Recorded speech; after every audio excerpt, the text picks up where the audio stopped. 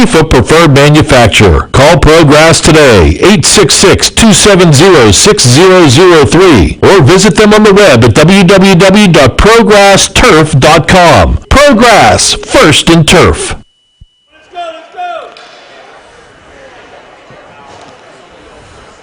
Dawn Rebel Kevin Zomanski at the Ice Castle in Castle Shannon, home of the Baldwin Highlanders, who trail 3-2 as we begin period number 2. Apologize for the audio in the first period and the video if you're watching the video. If you're just listening to the audio, then everything's A-OK. Highlanders now short-handed for the minute 15 to begin this period. And what's the call there, Kevin? Well, the Baldwin penalty killer was about to ice the puck, and Ryan Quinn reached out, hooked his skate, so he's going to go in the box for, we're going to be 4-4 for a minute 16. I thought they whistled an icing. I was like, well, wait a second, they're short-handed. Didn't even see the arm up in the air. Yeah, he was still able to make clear the puck all the way short-handed, but he was taken down on the ice on the hook. So we're 4-4.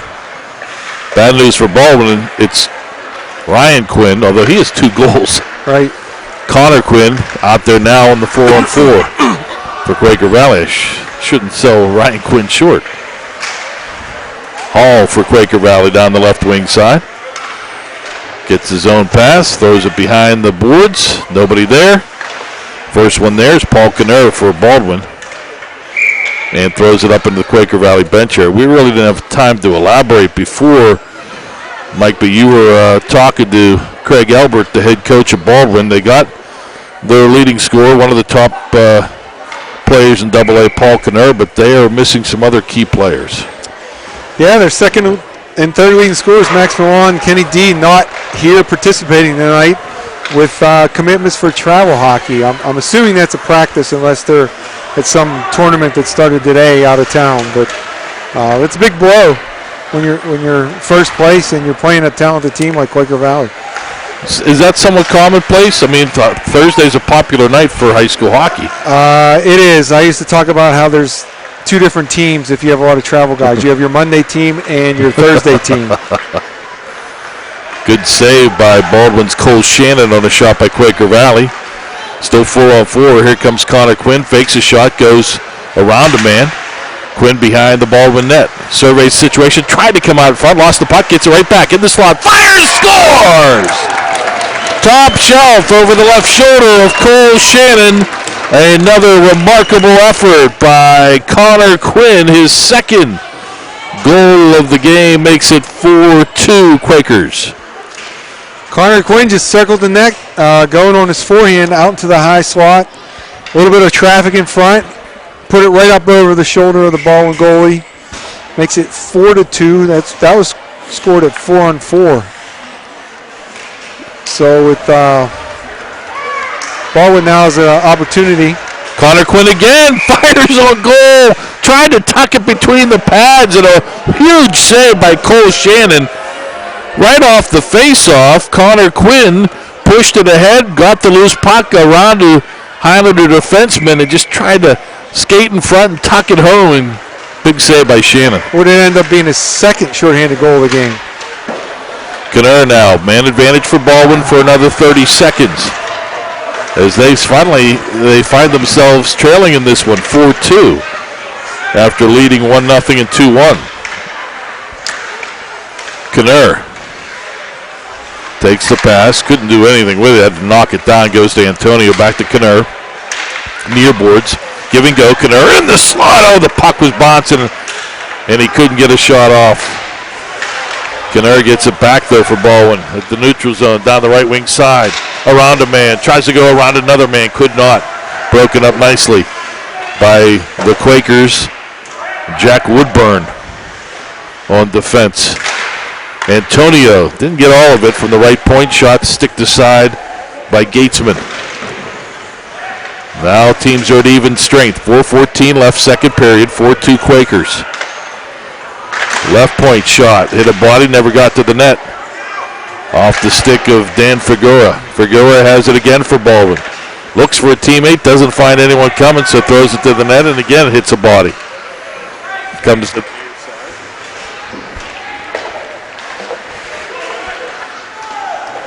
and into the zone.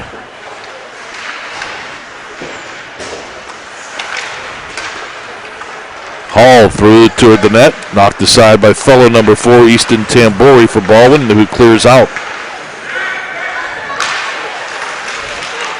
At the neutral zone. Grimaldi had it, knocked off his sticks, then he takes a slash at Tambori. Those two exchange pleasantries. Puck dumped in deep into the Quaker Valley zone. Gatesman stops it, steers it aside behind the net.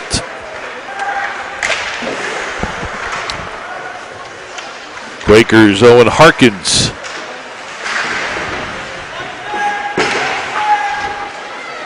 Throws it to the near side.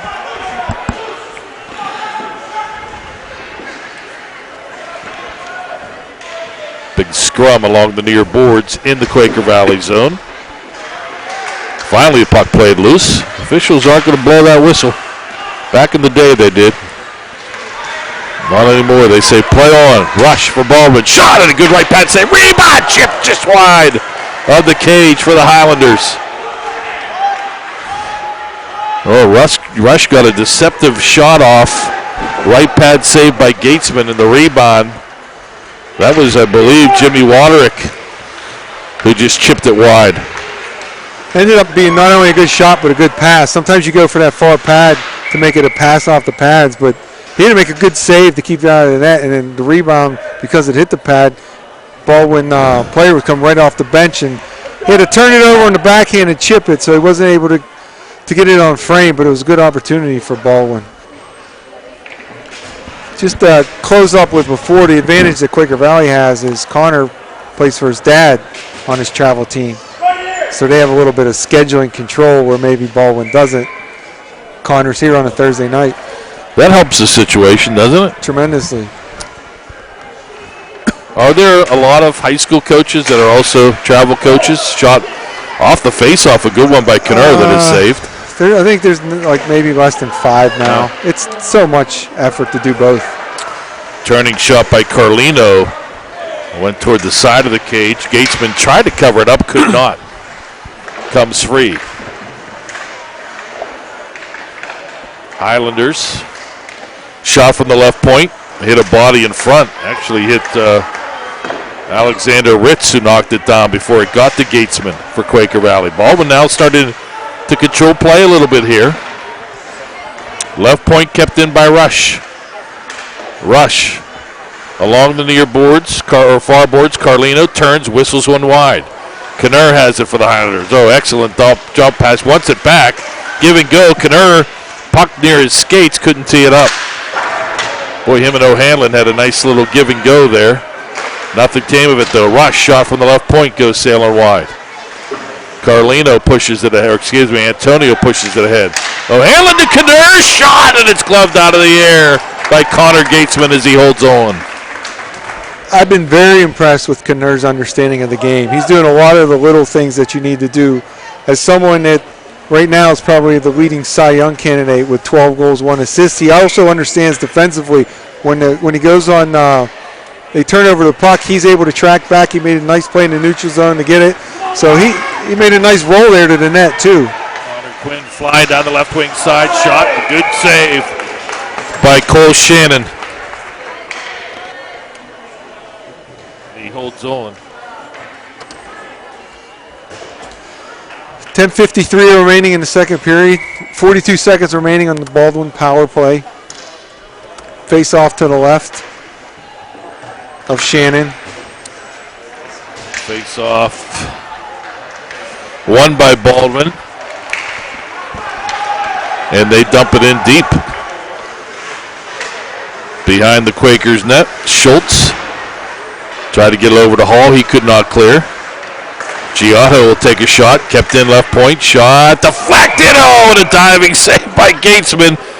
Hit something out by the right face-off circle and deflected, changed directions, and he had to, from his knees, go diving to his left to make the glove save. change directions and change speed a little bit, able to make that dive to the left. Great save there to keep it at a 2-goal lead for Quaker Valley. Face off to the right of Gatesman. Fagore was outside the line when he knocked it back in, so it's a free clear for Quaker Valley. Fagore goes back, gets it. Near boards, Cody Lemp. They get it around Hall. Schultz gets it in his own zone for Quaker Valley. Power play is over.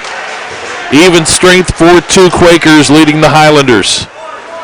As we near the 10-minute mark left here in period number 2. Tom Zach.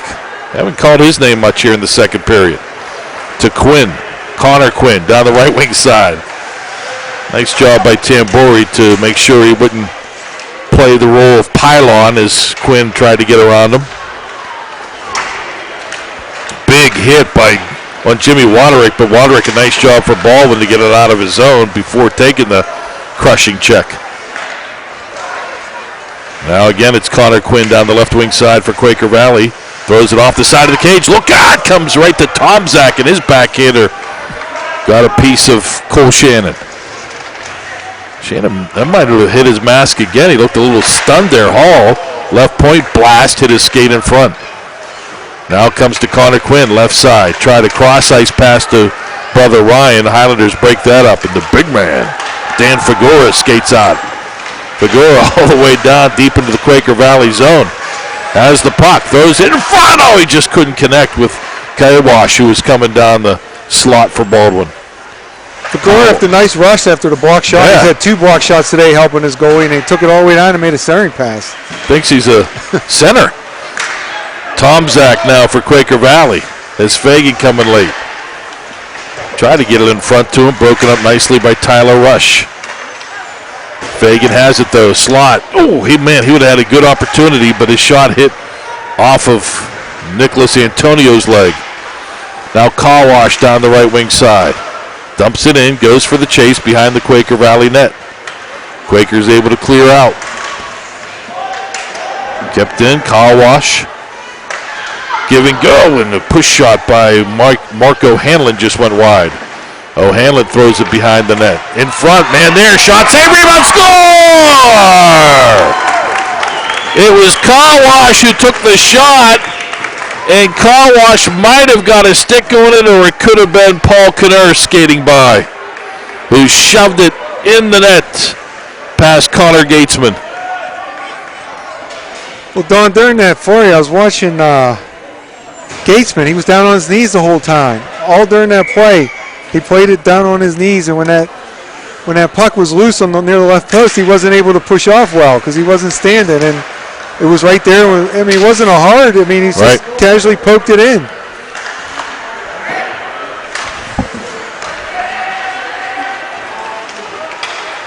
Here come the Quakers back. Good shot on goal by Grimaldi up high, saved by Shannon.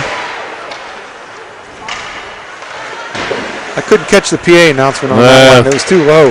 PA stinks.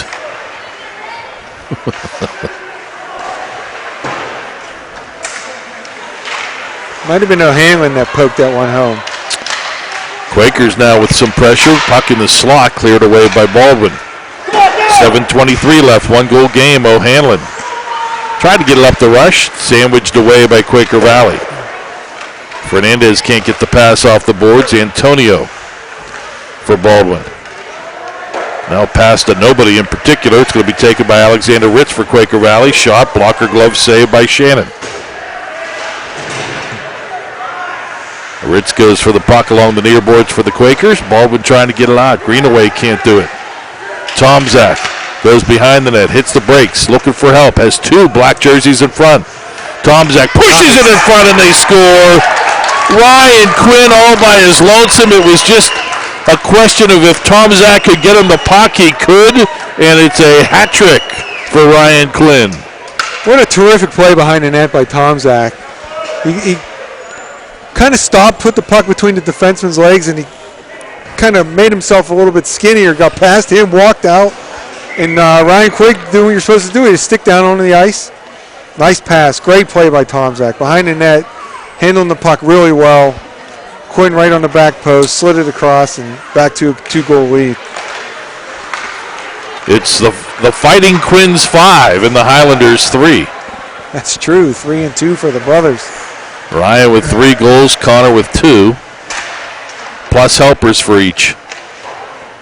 And Tom Zach as well with some points. Look out, pocket of the stands.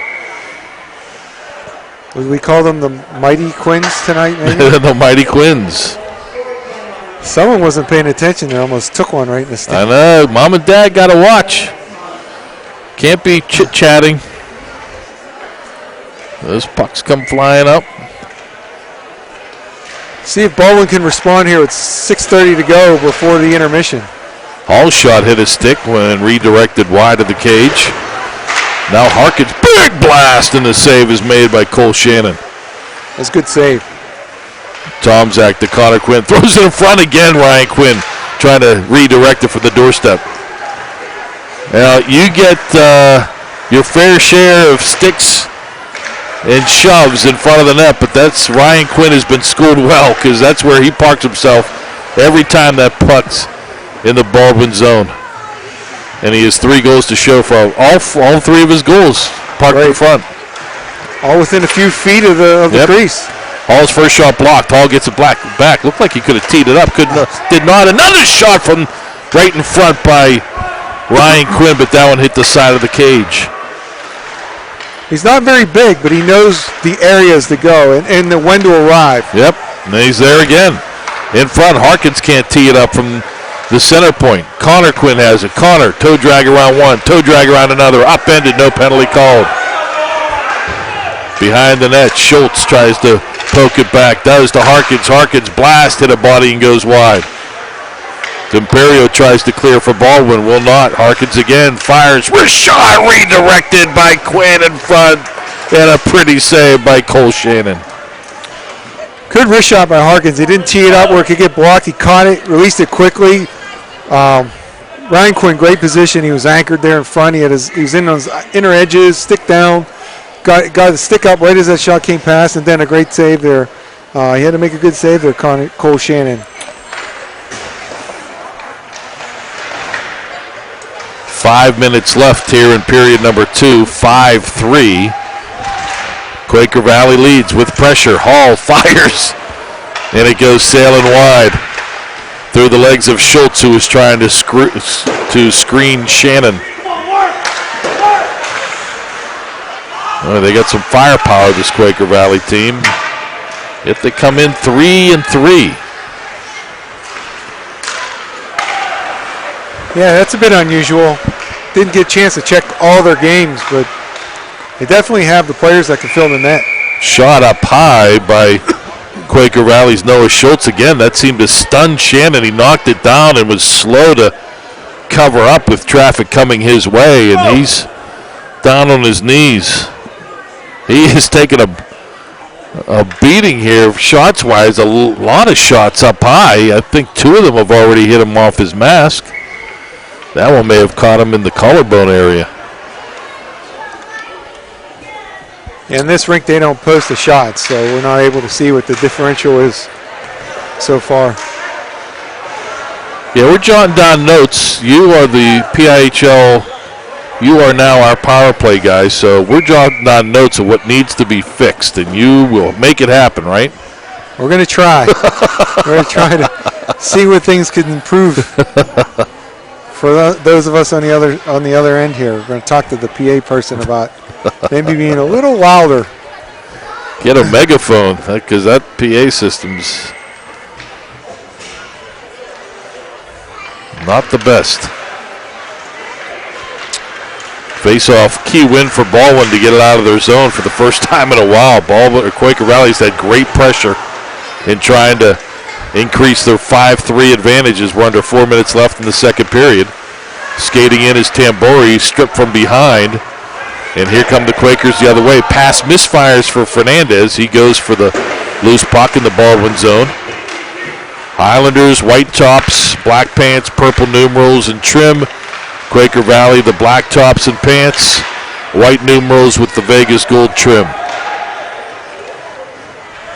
Behind the net, Tyler Rush for the Highlanders. Try to push it over to Tambori. Tambori, nice move. to get around the pressing Ricardo Fernandez of Quaker Valley. Now turn and pass to Knurr, misfires for Baldwin. And here comes Hall down the left wing side. Knurr flying down to try to take the puck away from him, and he succeeds. Good effort there by Knurr. Yeah, he leads the team in goals, but he's very responsible, makes good plays defensively. That time taking the body deep in the zone. Other times just back checking, getting his stick in the proper position to pick off some passes. He's got a good overall game. In an unfortunate situation when you're used to working with a couple guys that aren't able to be here, it's a domino effect. It affects everybody. Right. You need guys to move up and take over other responsibilities that maybe they're not used to. Right. And sometimes maybe it's outside their capabilities. It really has an impact on the games, and then a result of standings and in the league. And because it goes by winning percentage, it only takes a couple games to affect someone's playoff positioning or even qualification. Puck was tied up. Bodies also tied up, crashing to the ice. Finally, they blow the whistle. 2:37 left. Face-off will be at the top of the left face-off circle in the Baldwin zone to the left of Cole Shannon. 5-3 Quaker Valley on top.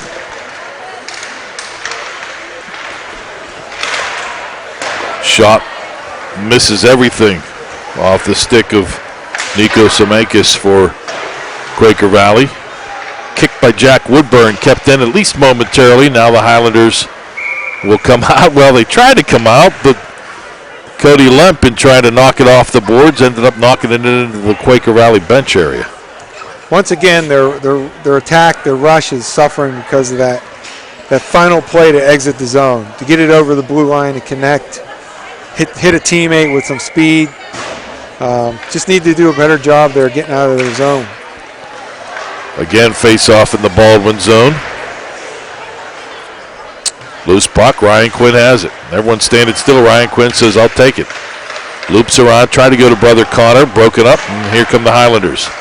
O'Hanlon down the right wing side, trying to get around Hall. No, he just fires and shoots it wide. Big man Knurr tried to go back to bigger man Figura. Knurr has it, back to Figura, left point, fires. Oh, and it just slid wide to that far post. Highlanders trying to come on.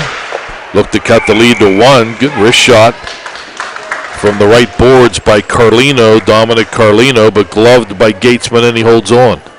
Much better passing there. Allowed Baldwin to come out. Came down the right wing, even though it was a wild shot, which we think was a shot. It angled well off the boards. It hit Knurr coming down the left wing. They established a little zone time. Now they got an offensive zone face-off. Carlino trying to battle for that loose puck. Pushes it behind. O'Hanlon throws it in front, but nobody on the doorstep for Baldwin. And now the puck played up into the Baldwin bench area. Come on, let's go. Minute 28 left here in period number 2. They'll break between periods 2 and 3 to resurface the ice.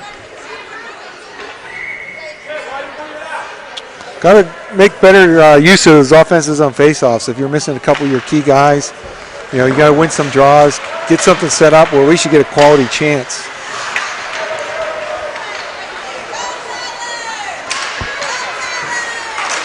Quakers work at the center red and then poked ahead by Schultz.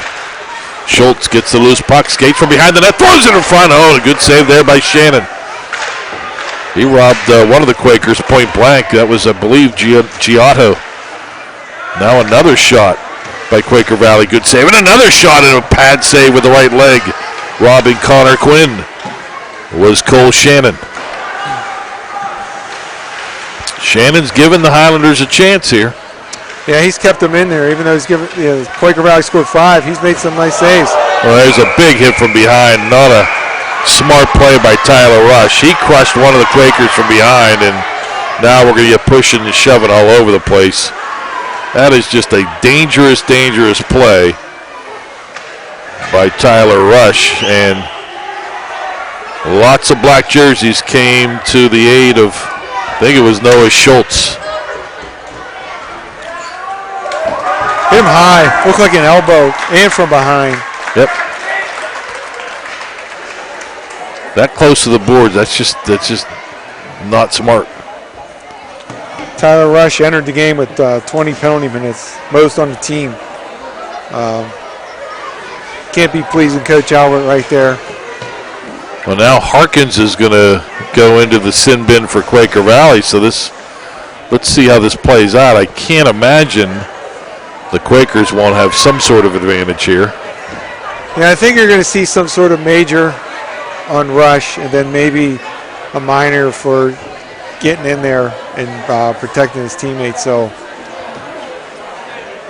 or at least a double minor for Rush. It has to be maybe a 2 or 3 minute power play opportunity for Quaker Valley, which with 37-7 to go will carry over in the third period. An explanation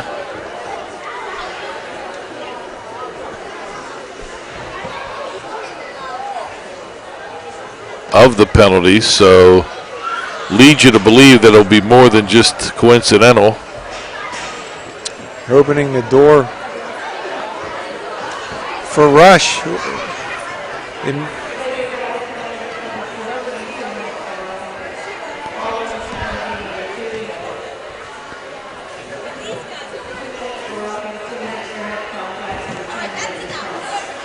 So we got 2 for roughing, 2 for head contact, and a 10-minute misconduct on Rush. And he just had 1.4 run off the clock somehow. And I did not catch the 2-minute penalty on Quaker Valley. I would imagine it would be a rough. Yeah, probably coincidental roughs. And then you have the 2 for head contact and the 10 that goes along with the head contact. That was kind of implemented a couple years ago as a point of emphasis for USA Hockey. Smart. So we won't be seeing Tyler Rush for a while. We had another second run off the clock. So only a coach would notice that. It went from 37-7 to 35.3 and nothing happened. All the Connor Quinn and an offside. Tom Zach thought Quinn was going to come in directly. Quinn instead rode the blue line before bringing it in. It looked like he lost the handle and it kind of went to his right, so he had to go parallel to the blue line, and Tom Zach was in and face off right in front of the bench. Schultz for the Quakers to Tom Zach into the Baldwin zone. Tom Zach hits the brakes. Little touch pass to Connor Quinn behind the net. Quinn has brother Ryan behind the net. Now Connor comes out right face-off circle, tried to feed it to Tom Zach in front. His one-timer missed. Tom Zach to Ryan Quinn. Brother Connor now behind the net. Goes to the right point. Hall shot deflected high off the glass. And that'll end the second period.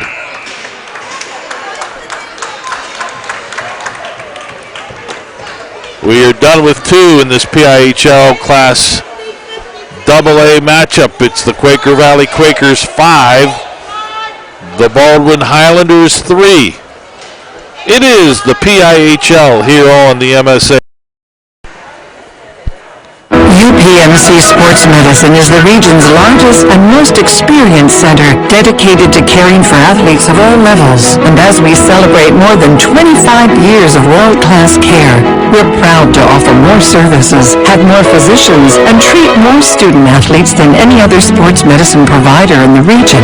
Why would you choose to go anywhere else? To learn more, call 1-855-93-SPORT or visit upmcsportsmedicine.com. Who says you can only enjoy breakfast in the morning? And who says you can only enjoy it one type of way? At Dunkin' Donuts, breakfast is delicious any kind of way, any time of day. A breakfast craving can strike any time, whether it's morning, noon, or night. Dunkin' has the perfect combination of breakfast deliciousness to satisfy any craving. Bacon, egg, and cheese on a bagel, sausage, egg, and cheese on a croissant, ham, egg, and cheese on an English muffin. All your favorites anytime you want them. Stop by Dunkin' for breakfast anytime. America runs on Dunkin'. Price and participation may vary. Life is about having the confidence to know you can do anything, right? I get that at Carlo. I graduated with top awards, but beyond the classroom, Carlo helped me learn a lot about myself. Carlo brings out the best in you. I know I'm going to be a fantastic nurse. I know whatever I come across, I'll be prepared. I can't think of a better place to start the rest of my life, because at Carlo, I know I matter. I matter. I matter.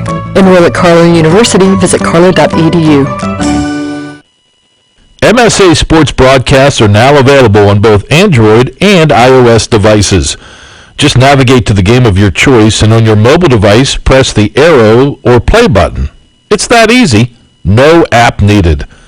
No matter where you are, MSA Sports content is available at your fingertips via your iPad, Android phone, iPod, and iPhone.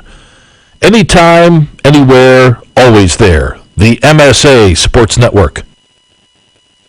Attention high school seniors, as one of America's top colleges, you'll want to visit Grove City College for Senior Crimson Day on Saturday, November 14th. Explore more than 50 majors and learn more about the value of a Grove City College education. Did you know it's the lowest cost of any private four-year college in Pennsylvania? Register for Senior Crimson Day on Saturday, November 14th at gcc.edu or call 724-458-2100. Grove City College, because faith and learning matter.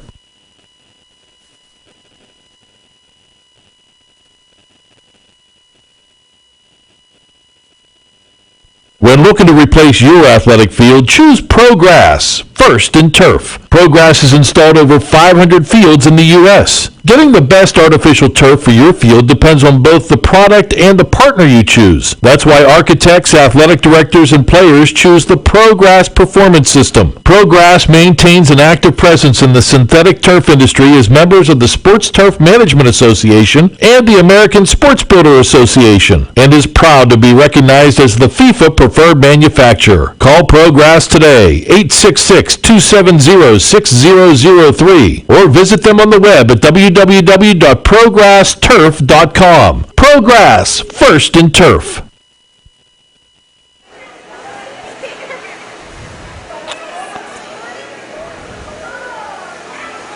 Back at the Ice Castle in Castle Shannon. On with Kevin Zomansky.